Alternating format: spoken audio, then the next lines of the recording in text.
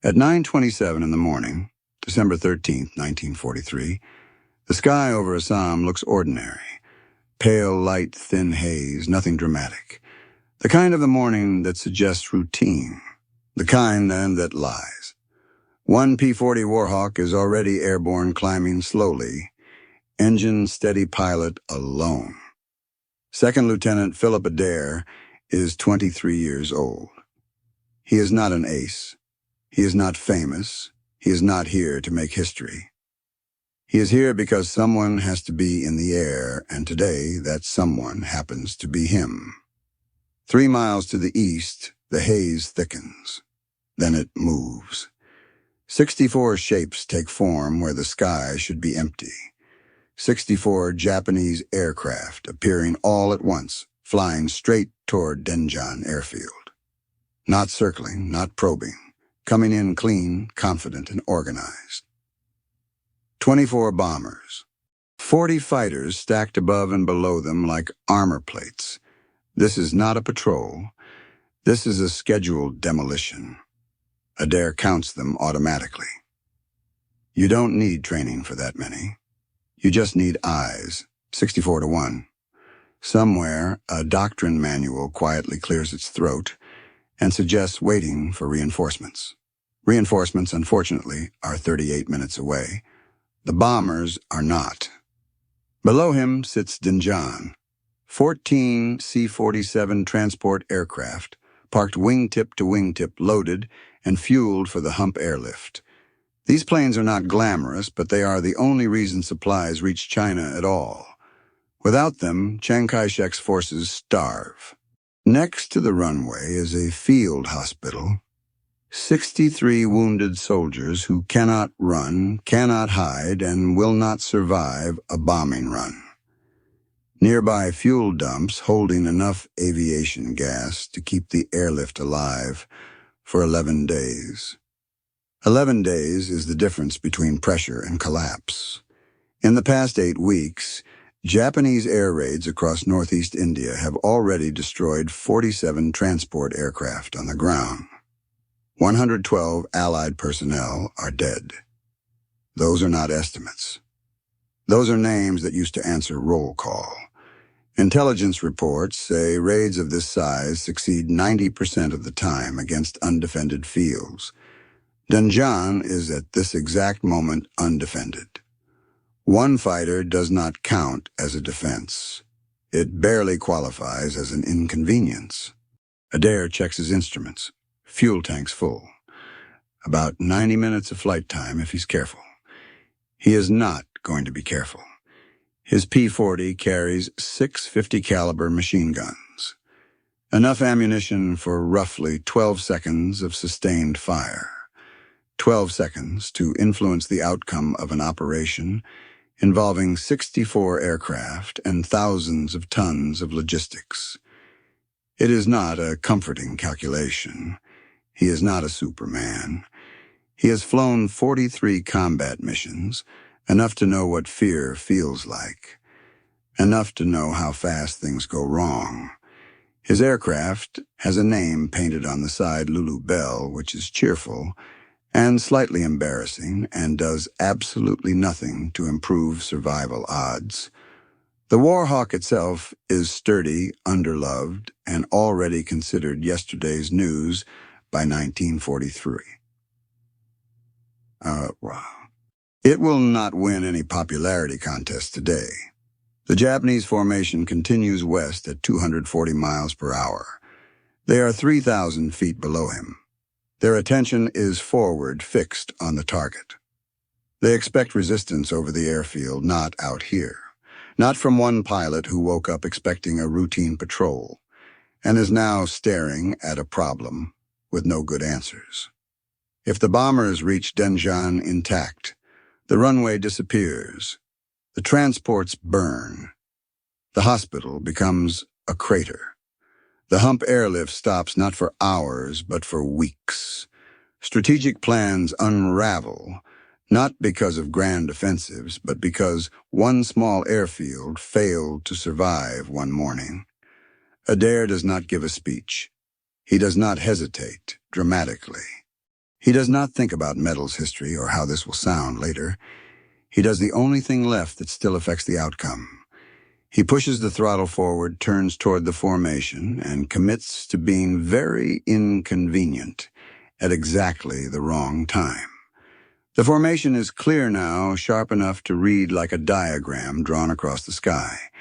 The bombers fly in tight groups, disciplined, steady, built to arrive together and drop together. Above them, fighters ride high, watching for danger. Below them, more fighters hold position, ready to climb or dive. It is a layered system designed to do one thing very well: reach the target intact. This is not improvisation. This is repetition. They have done this before, and most of the time it works. Adair watches the spacing, the speed, the altitude. He knows what he is looking at because someone once explained it to him on a chalkboard far from combat with coffee cooling on a desk. Bombers protected on all sides. Fighters positioned to intercept anything foolish enough to interfere. It is the kind of formation that makes pilots shake their heads and wait for backup. Which brings him to the doctrine. Doctrine is very clear about this.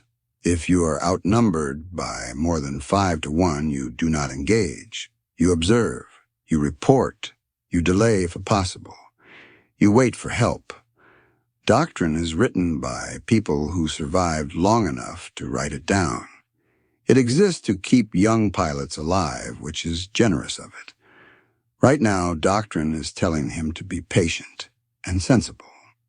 Patience, unfortunately, does not stop bombs. Adair glances at the clock, then at the distance closing between the bombers and Denjan. 38 minutes until friendly fighters arrive.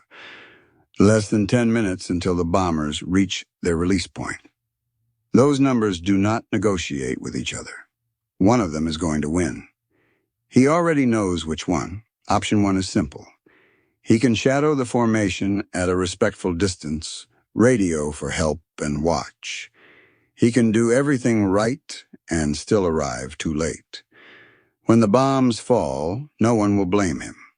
64 aircraft versus 1 is not a failure. It is a footnote. His report will be clean. His conscience will not. Option 2 is less elegant. He can attack alone. Not to destroy the formation. That would be absurd. He can't shoot down 64 aircraft, and he knows it. But he doesn't need to. Bombers don't have to be destroyed to fail. They just have to miss.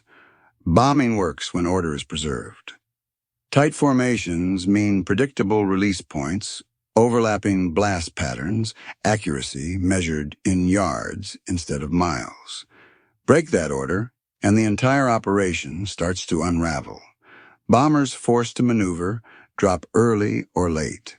They separate. They lose confidence. Crews stop thinking about precision and start thinking about survival. A bomb dropped in panic still explodes, but it explodes in the wrong place. That is the crack in the plan.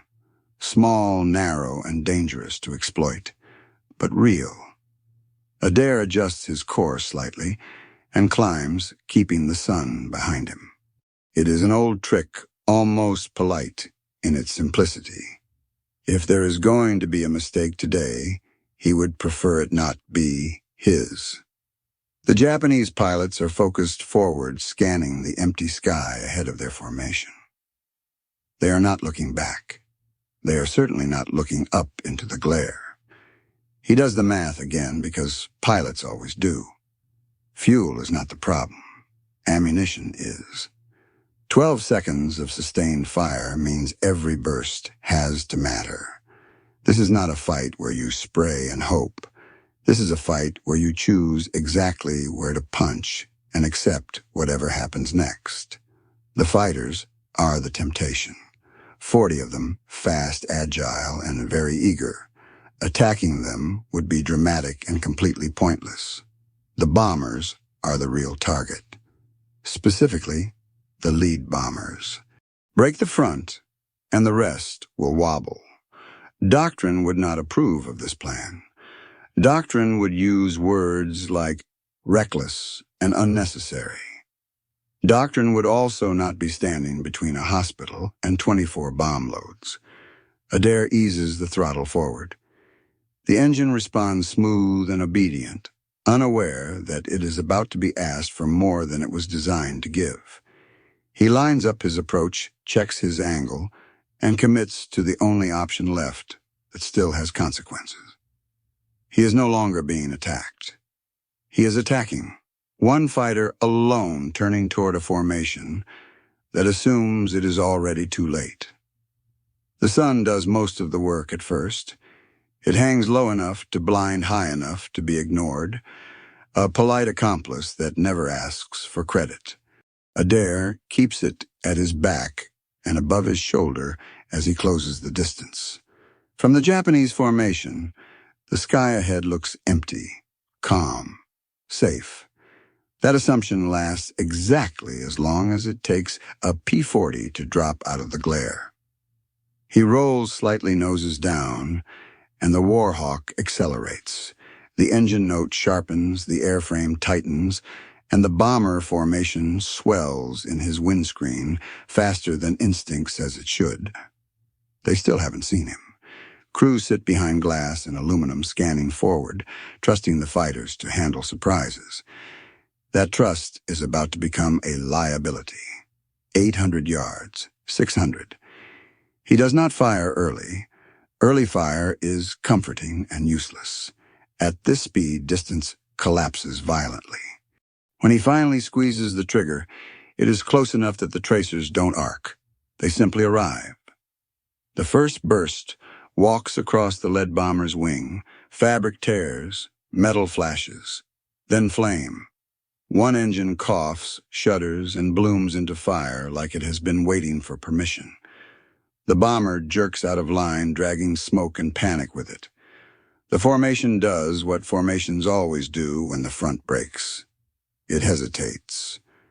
And hesitation in bombing is contagious. Adair pulls up hard, the G-forces pushing him down into the seat, and rolls away before anyone can decide whose problem he is. Behind him, the bomber stream fractures. Aircraft peel left and right, spacing, lost timing, ruined. Bombers are not built for elegance under stress. They are built to go straight and be patient. Forced to maneuver, they look clumsy, like furniture falling downstairs. Now the fighters react. The Oscars dive in from above green shapes, snapping into motion, fast and agile, very offended by the interruption. They are lighter than the P-40, happier in a turn, and eager to demonstrate it. Adair does not accept the invitation. Turning with them would be polite. It would also be fatal.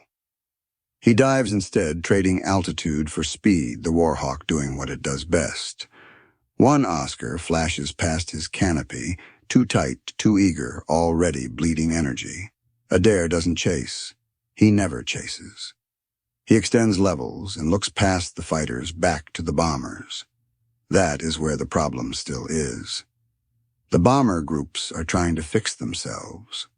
Pilots wave wings, engines, adjust formations, attempt to reform. It is a messy, nervous process, and every second it continues is a second closer to Denjan. Adair turns back in again from above, again from the sun. He does not vary the plan. Consistency is its own weapon. Another pass, another short burst. This time the rounds rake across a bomber's engine nacelle and cockpit. There is no armor worth mentioning, no self-sealing tanks to save the day. The aircraft lurches, then drops away, forcing its wingmen to scatter to avoid collision. The second formation dissolves just as badly as the first. The sky is now busy in the wrong way. Fighters diving bombers, weaving contrails and smoke, threading together like a badly organized argument.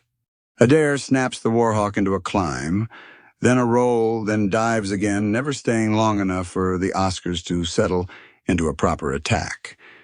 They try to circle him to drag him into a turning fight, and he refuses every time. He is not here to win a duel.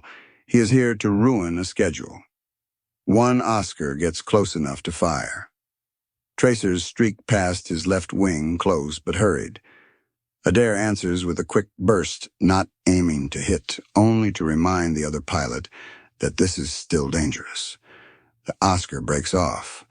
Courage has limits when the situation stops making sense. He checks his ammunition without really looking. It is going down faster than he would like. That is fine. This was never about endurance. It is about disruption. Below him, the bombers are no longer moving as a single body. They are fragments, each crew now solving its own problem instead of following a shared plan. They try again.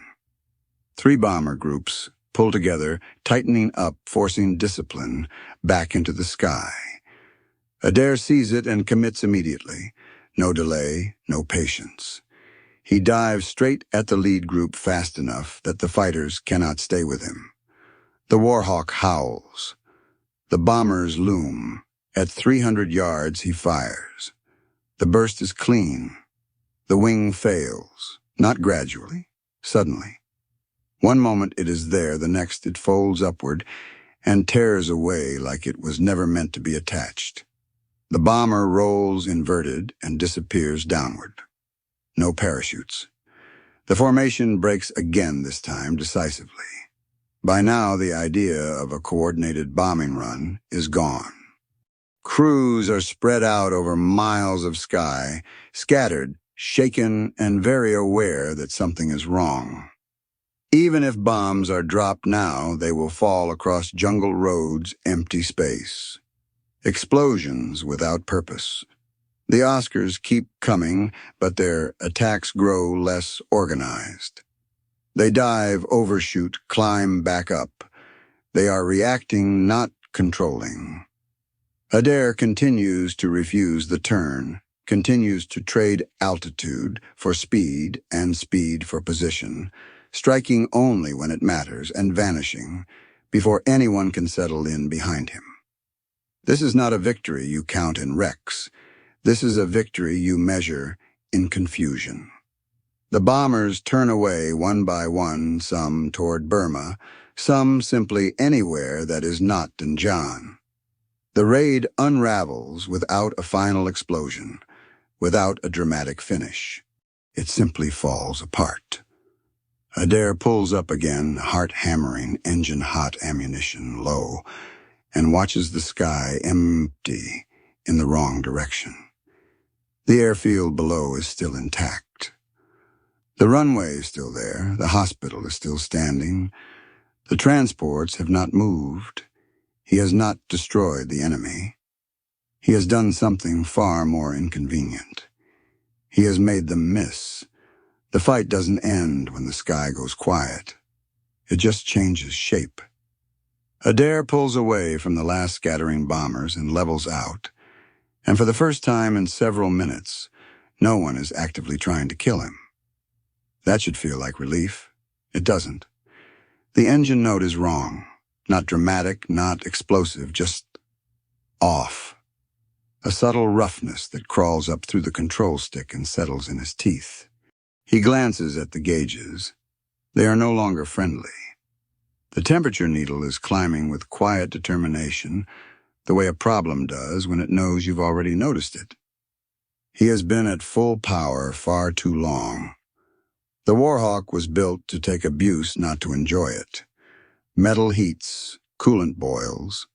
Physics keeps score even when the enemy stops shooting. The first hint of smoke seeps into the cockpit, thin and almost polite, like it's asking permission. Then the smell arrives. Hot metal, burning fluid. Something electrical that should definitely not be cooking. Adair blinks hard.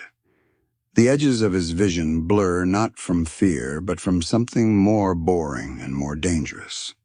Carbon monoxide does not announce itself. It does not scream or flash.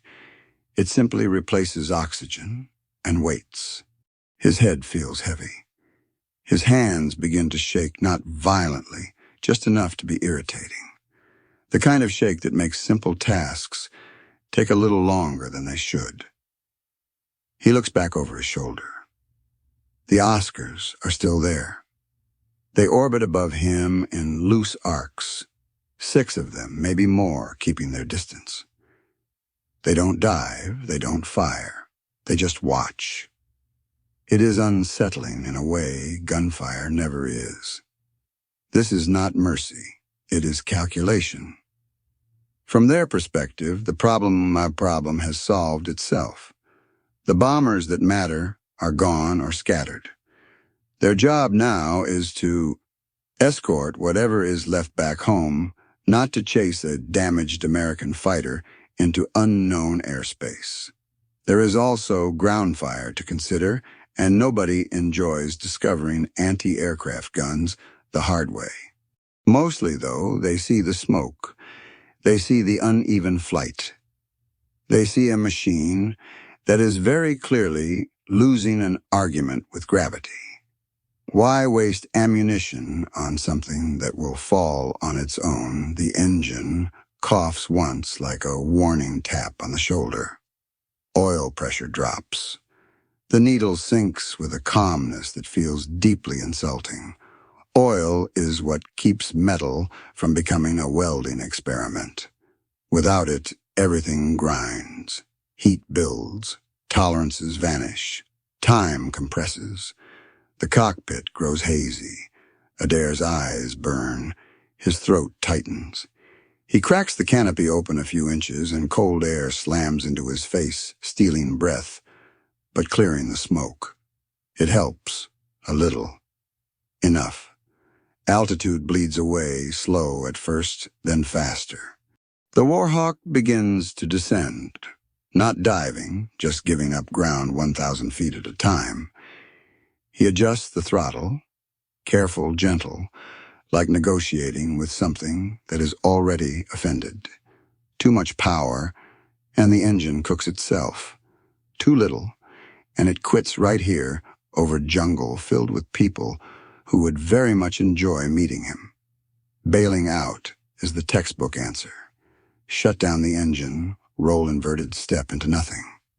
The textbook, however, does not include the part about landing in thick jungle, injured, alone with Japanese patrols nearby. The textbook is written in clean ink.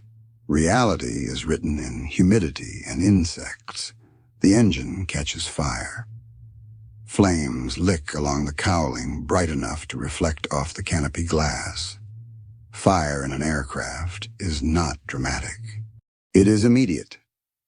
It spreads where airflow takes it, and airflow, unfortunately, goes exactly where you are going. Adair does not scream.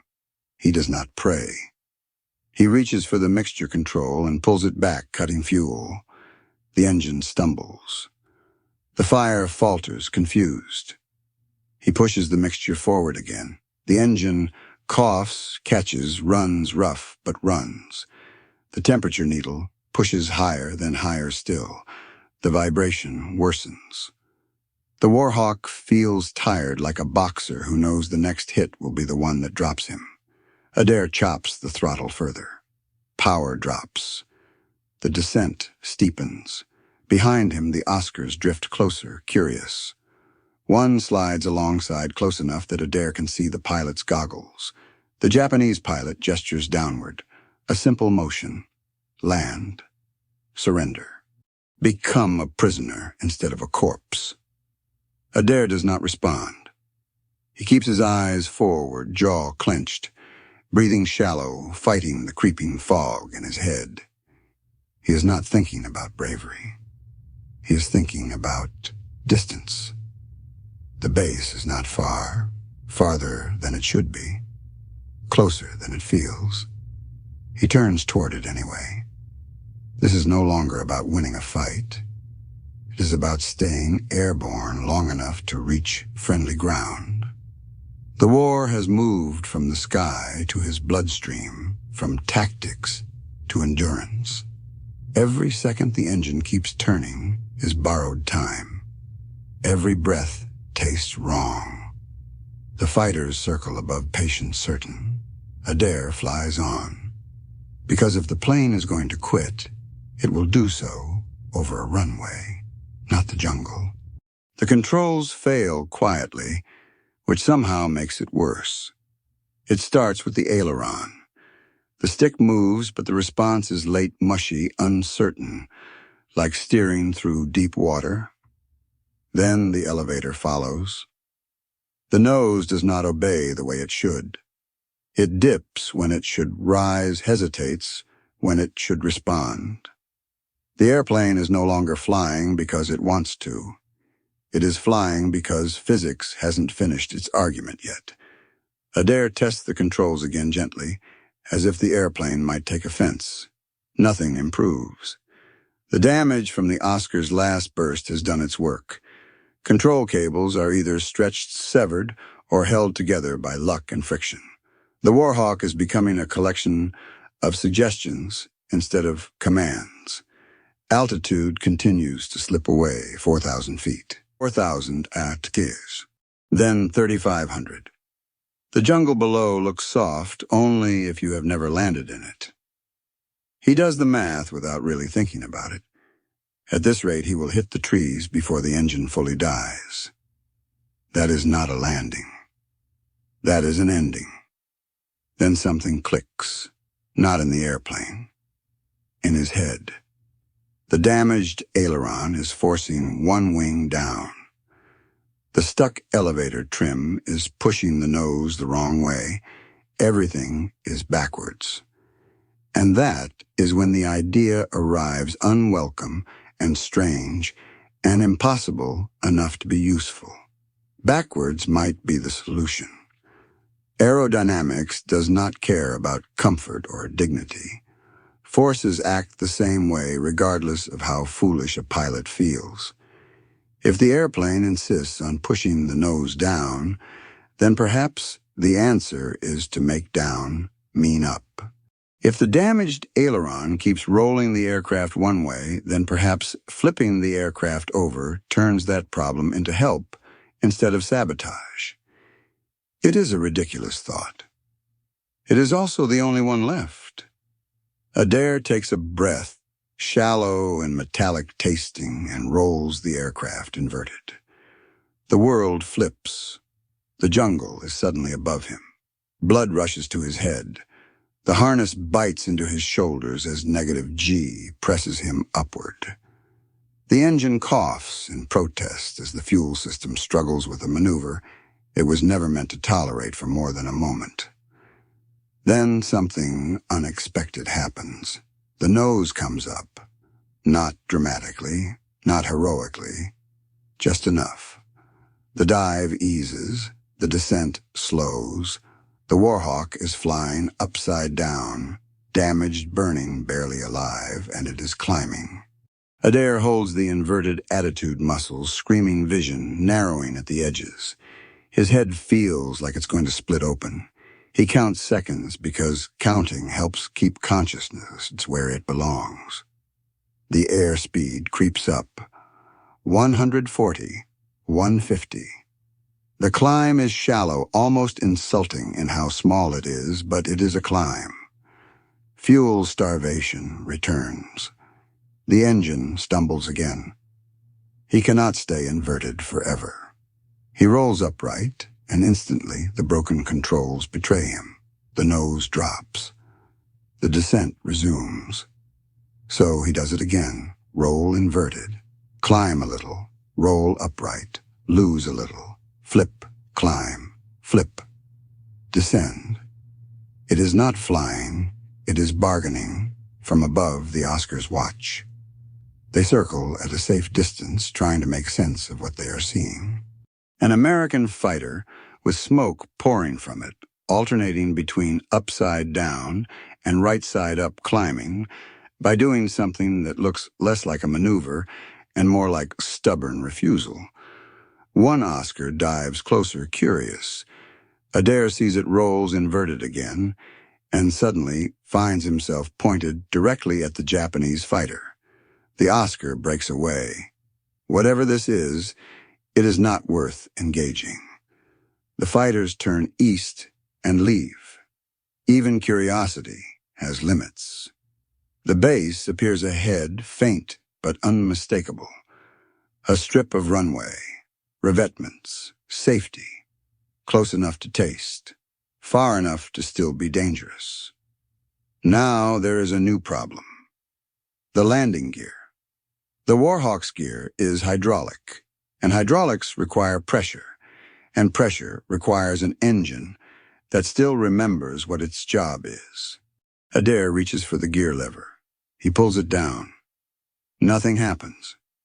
The gear stays locked in place, tucked neatly, where it does him no good at all. The engine is barely producing power now. There is not enough pressure to move anything heavy. He considers a belly landing for half a second, then discards the thought. Fuel tanks, sparks, fire. That ends poorly.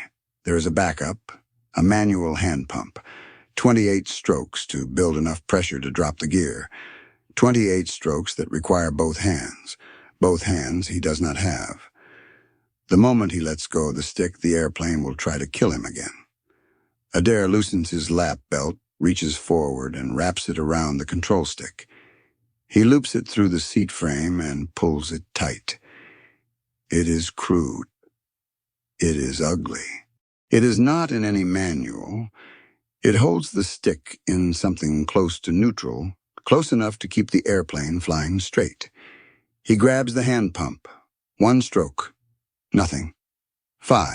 Nothing. 10. His arms burn. 15. Still nothing. The base grows larger. The ground crew is watching now. They see the smoke. They see the erratic flight. They do not see a friendly landing. They see a problem approaching at speed. At stroke 23, resistance builds. At 28, there is a dull thump beneath the cockpit. The left gear drops. A heartbeat later, the right follows. The airplane lurches as drag increases. Airspeed bleeds away. Adair cuts the belt loose, grabs the stick, and stabilizes the descent. The engine is barely alive. The temperature gauge is past carrying. The oil pressure needle is pinned at 0, a decoration more than an instrument. He lines up with the runway, still too fast, still too high, still too damaged. There are no flaps. There is no go-around. There is only one attempt. On the ground, a machine gun crew tracks the approaching aircraft. Smoke. Inverted flight moments earlier. Gear down now. Someone shouts. Someone hesitates. Someone decides not to pull the trigger. At 200 feet, Adair rolls upright for the last time. The broken controls fight him. The nose wants to drop. He hauls back with everything he has. The runway rushes up. The main wheels hit hard. Too hard. The gear compresses, then collapses on one side. The Warhawk slews violently, wings scraping concrete, sparks flying. The aircraft spins skids and finally stops in a cloud of smoke and silence. For 12 seconds, nothing moves. Then the canopy opens. Adair climbs out, legs unsteady, face gray eyes burning very much alive. The engine finally finished ticks and crackles as it cools. Fire crews rush in. Ground crews stare at the wreckage, trying to understand how an airplane that broken managed to arrive at all. Adair does not explain. There will be time for that later. He just steps away from the machine, looks back once, and exhales. The solution was never strength. It was understanding which way the world pushes and having the nerve to turn it upside down. The runway rushes past and then stops, not gently, not cleanly, but finally. Smoke drifts, metal ticks as it cools, and the world settles into a silence that feels earned. For a few seconds, no one moves, as if the airfield itself is waiting to see whether the story is actually over. Then the canopy opens. Adair climbs out slowly, legs unsure, hands blackened, eyes red and unfocused. He does not raise his arms. He does not look around for applause. He steps down onto the concrete like someone who has just finished a very long argument and is too tired to continue it. Medics reach him. Ground crew grab his shoulders, and only then does he realize how hard he is shaking. Not fear. Exhaustion. The kind that arrives after the danger has already passed and feels vaguely unfair. Behind him, the Warhawk gives up its last secret. The engine is finished, seized, scored, burned. Oil everywhere, coolant gone, control cables shredded. The aircraft is not repairable. It has given everything it had and then a little more it didn't. It will never fly again. No one argues with that. They start counting holes. One in the fuselage, then another, and another. Wings, tail, engine cowling. Each one is small, neat, precise. Together they tell a different story than the dramatic one people like to imagine. Not a miracle. Not invincibility. Just a machine pushed past every sensible limit by someone who refused to stop using it. Reports arrive quickly, faster than expected. The Japanese raid never reached the airfield. Not a single bomb fell on Denjan. The runway is intact. The transports are untouched. 14 C-47s sit exactly where they were that morning, loaded and ready. The field hospital is still standing. 63 wounded men are still alive. The Hump Airlift continues that afternoon as if the sky had not tried to close it down a few hours earlier. That is the result. Not a score. Not a kill count. A continuation. 3 days later, there is a ceremony. Words are read. A medal is pinned. The citation uses language like gallantry and devotion to duty, which is what citations always do. They never mention the smoke in the cockpit, or the taste of metal in the mouth, or the moment when gravity felt like a personal enemy. Those details stay with the pilot, not the paperwork. Adair flies again after this, many times. He survives the war. He grows older. The story follows him, but it does not define him. He does not claim to have done anything extraordinary. He insists mildly that the airplane was stubborn, and he simply refused to argue with it the wrong way. The Warhawk never becomes famous. It is outpaced by sleeker machines and remembered mostly by historians and mechanics. But on one morning over Assam, an outdated fighter and an ordinary pilot proved something that tends to get lost in the noise of war. Victory is not always about destruction. Sometimes it is about denial. Sometimes it is about making the enemy miss. And sometimes it is about landing on your feet on your side of the line so the work can continue.